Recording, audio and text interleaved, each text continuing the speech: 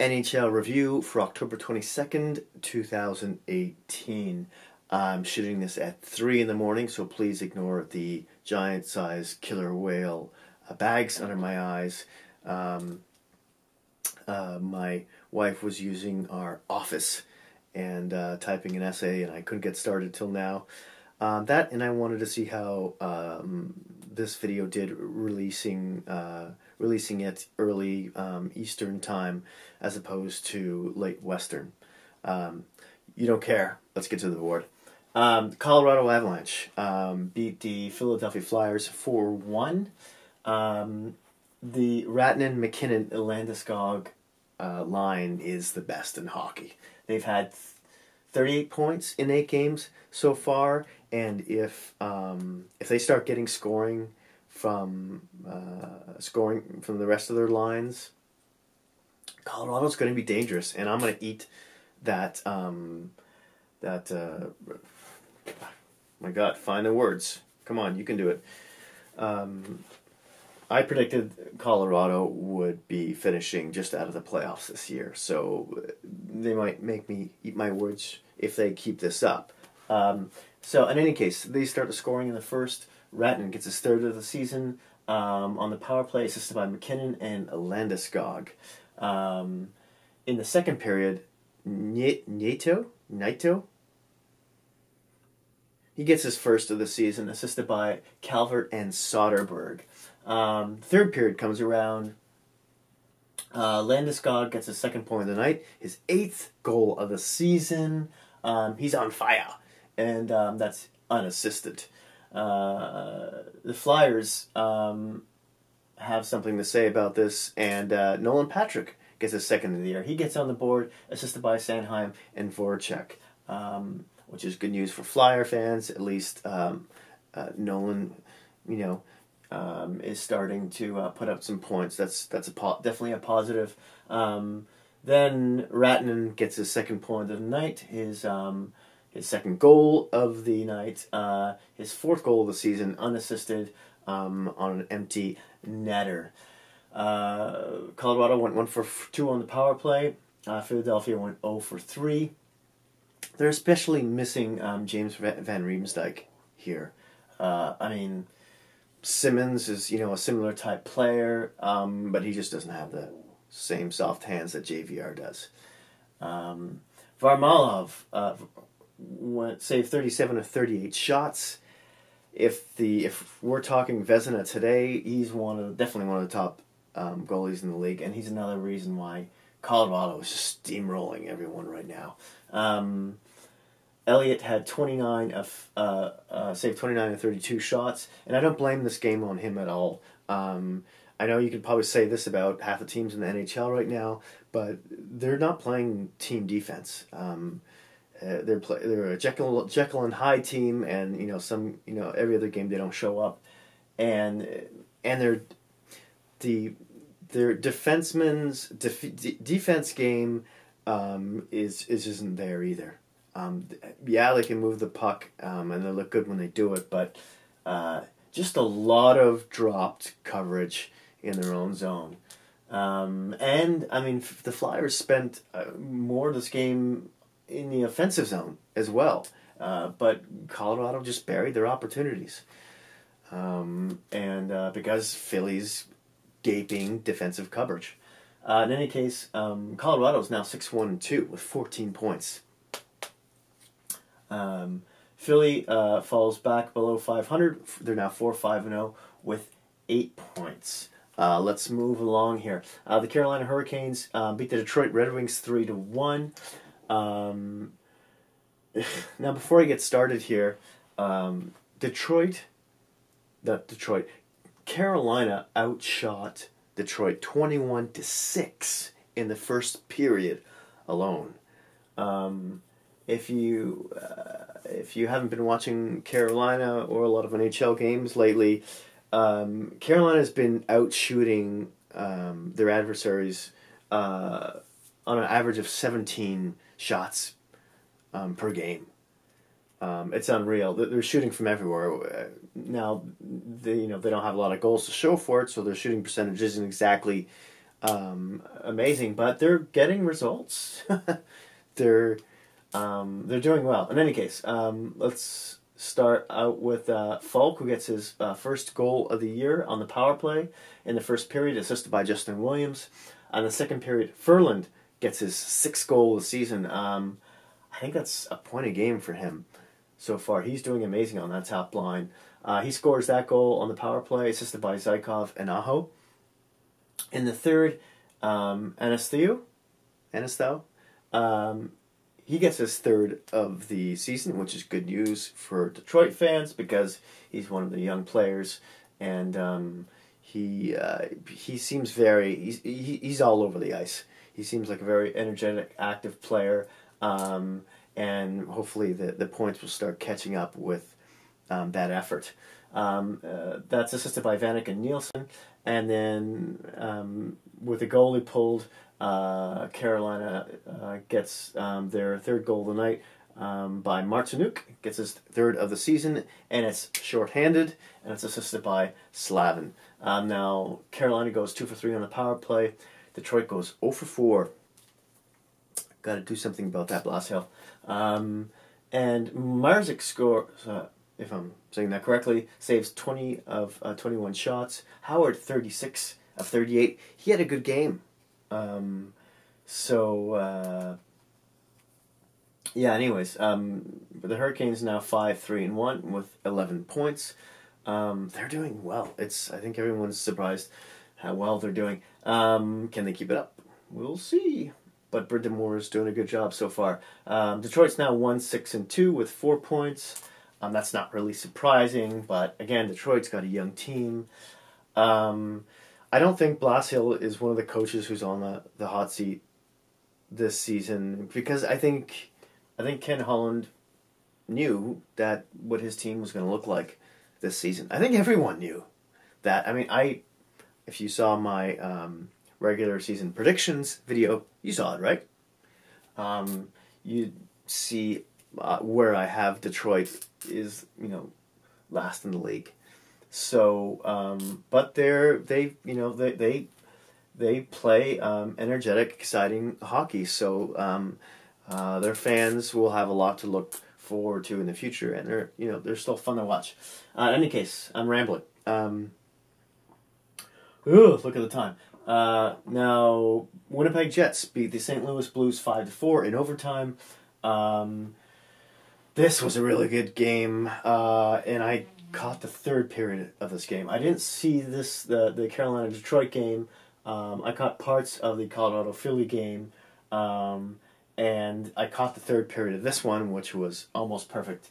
And we'll get to that. In the first period, O'Reilly gets his 2nd of the season, assisted by Perron and Dunn. St. Louis scores again. Remember, they just came off a win against Toronto. Peryenko scores. It's now 2-0 St. Louis, and this is in Winnipeg, and that's an unassisted goal. Then Winnipeg gets on the board. Scheifele scores his 3rd of the season on the power play. That's unassisted. We get to the 2nd period. St. Louis scores the only goal of that period. Dunn gets his 2nd point of the night, his 3rd goal of the season on the power play, assisted by Maroon and O'Reilly, who gets his 2nd point of the evening. So it's now 3-1 St. Louis, and they've really taken control of this game. Winnipeg hasn't really showed up yet. We're going into the 3rd. Before we do, Sherratt gets interviewed, the defenseman for Winnipeg, and he basically says what any hockey player says about what they need to, do to win this game and make a comeback. And does it ever pay off? And he walks the talk here because he scores right off the bat in the 3rd period. He gets the 2nd of the season, assisted by Scheifele, who gets the 2nd point of the night. Then they reverse roles here. Scheifele gets his 3rd point of the evening, his 2nd goal of the night, and 4th of the season. He's starting to come alive, and Sherratt assists on that, gets his 2nd point of the evening. So it's now what's the score? 1, 2, 3. So it's now 3-3. It's now 3-3. It's in Winnipeg. The fans are going crazy. It's loud. Then St. Louis scores again. Goes ahead, takes the go-ahead goal for 4-3. And the whole place goes dead silent. You could hear a pin drop. Perron gets his second of the night, his fifth of the season. He's having a really good year so far. Assisted by Sanford and O'Reilly, who gets his third point of the evening. And Winnipeg pulls their goalie, and it pays off. Because Little, there's a scramble in front of the net. Little picks up the garbage, gets his third of the season, assisted by Bufflin and Wheeler. Then we go into overtime, and and Winnipeg completes the comeback. Trouba gets the goal, assisted by Connor, and Scheifele, who gets his fourth point of the evening. This was an exciting one. St. Louis goes 1 for 4 on the power play. Winnipeg goes 1 for 5, which you think would be a lot better with the kind of depth in the players they have. They seem to be starting off a little slow. Allen saves 31 of 36 shots.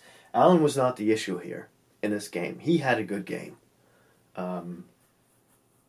You could say, after Winnipeg was making this comeback, Allen's kind of, how do I put this slightly, I don't want to say sensitive, but he has confidence issues at times, and, St. Louis might look at this, watching this game, and their fans might be going, uh-oh, here we go. But no, these goals, were not his fault. He had a terrific game, especially on this overtime goal. Trouba was left out in front, beside the net, by himself, completely alone, while 3 St. Louis players were puck watching.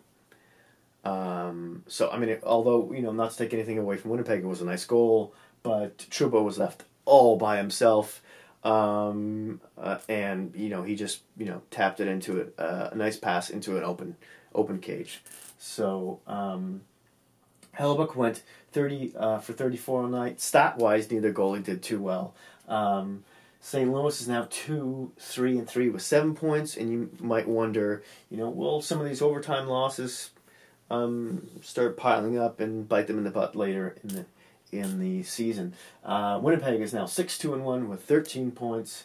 Little side note on this: Brandon Tanev got 5 minutes for boarding and a 10-minute game misconduct for checking O'Reilly from behind, from about 2 feet from the boards, and his face just planted right into the glass, cut himself right above the eye. I think it was unnecessary. It was a late hit. He may get a game for this. Winnipeg might expect him to get at least one. In any case, let's move on here to the last game of the evening. The Washington Capitals beat the Vancouver Canucks 5-2. I could not watch this game. I wanted to, because it was the last game of the night. I could have, but there was a blackout on Rogers. Thanks for that. You could get it on the radio, though. I listened to part of it. In any case, Carlson opens up the scoring for Washington. He gets his 5th of the season, assisted by Vrana and Eller. Then we go into the second period where Stetcher gets a goal, unassisted. It's now 1-1. This game is looking close. Then Washington starts to open it up. Pitstanov gets his 5th of the season on the power play, assisted by Carlson, who gets his 2nd of the night, and Ovechkin. Ovechkin then scores, gets his 7th of the season, his 2nd point of the night, assisted by Oshie and Backstrom. Third period, it's now 3-1 Washington. The game is still close. Vancouver scores. How do you pronounce this one? Barsucci, I think. Anyways, he gets his 3rd of the season on the power play, assisted by Boza and Horvat. At least some of the Vancouver's young players are getting on the board here, which is good. But so now it's 3-2.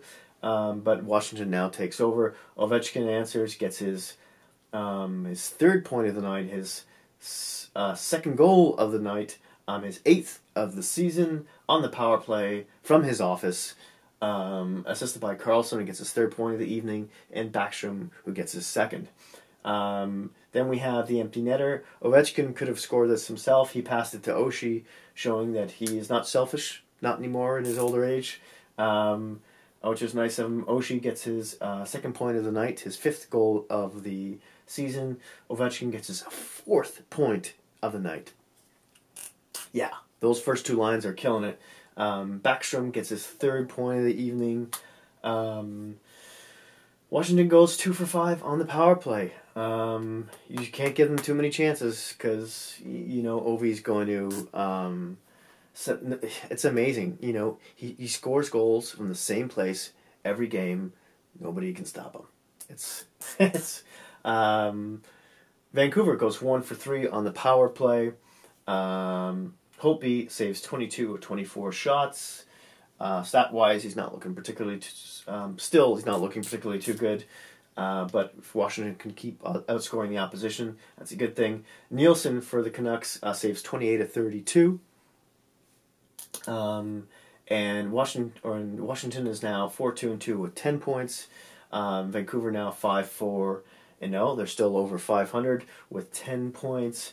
Maybe this is where Vancouver starts to, you know, play more like people sort of expected them to. Or, I mean, it's good that all the younger players are playing well and they're putting in good efforts and everything, but I don't think anyone really expected to see Vancouver doing this well so far in the season. Now, Peterson is still out, or Pettersson. Still don't know how that's properly pronounced. And but he, I have some news on him coming up this morning, a few hours from now maybe, because he looks like to be back on the ice and on his way to recovery. So we'll see how long that will take. Moving on to the games for tomorrow. The Florida Panthers versus the New York Rangers. Florida's got to win this game. This is a must-win for Florida. Their defense doesn't show up some nights, defensively speaking, and that's on the team as well. And their goaltending hasn't been terrific either. Luongo's still out. Hutchinson and Reimer haven't been doing it. Something's got to happen here. And the New York Rangers are next to Detroit at the bottom of the league right now. Although they've been putting a good effort, and those games are exciting to watch. They just lost to Calgary. I believe it was 3-1. Panthers got to win this game. Calgary Flames versus the Montreal Canadiens. The San Jose Sharks versus the Nashville Predators. These games will be, of course, occurring on October 23rd, which is when you'll be watching this. A lot of games, 8 games altogether. So as I said, San Jose Sharks versus the Nashville Predators. The Los Angeles, I almost said Dodgers, Kings versus the Dallas Stars. Dallas has got to win this game. It's not looking good for their coach, John Stevenson. I mean, the players had a closed-door meeting after the last loss. I think it's their 4th loss in a row. And they're just getting, they're getting beaten like 5-1, 4-1, like high-scoring games. There's no effort there. Rob Blake's their GM's got to do something. He might do something soon. I don't know. No one expected them to be this bad. Versus the Dallas Stars. Then we have the Arizona Coyotes versus the Colorado Avalanche. When will Arizona start to come out of their shell? Hopefully it's soon, but I don't know if it's going to be against the Avalanche because they're killing it right now. The Boston Bruins versus the Ottawa Senators. The Anaheim Ducks versus the Chicago Blackhawks. And the Pittsburgh Penguins versus the Edmonton Oilers. Anaheim's coming off, I think, a 2-game losing streak right now. And we'll see how they do against Chicago. We'll see if Chicago puts Corey Crawford in net. In any case, this is long enough. That's it. That's all. Thank you so much for watching. I would love to hear your thoughts and opinions. As always, please hit that like button. If you like this video, smash that subscribe button if you haven't already. And I'll see you soon.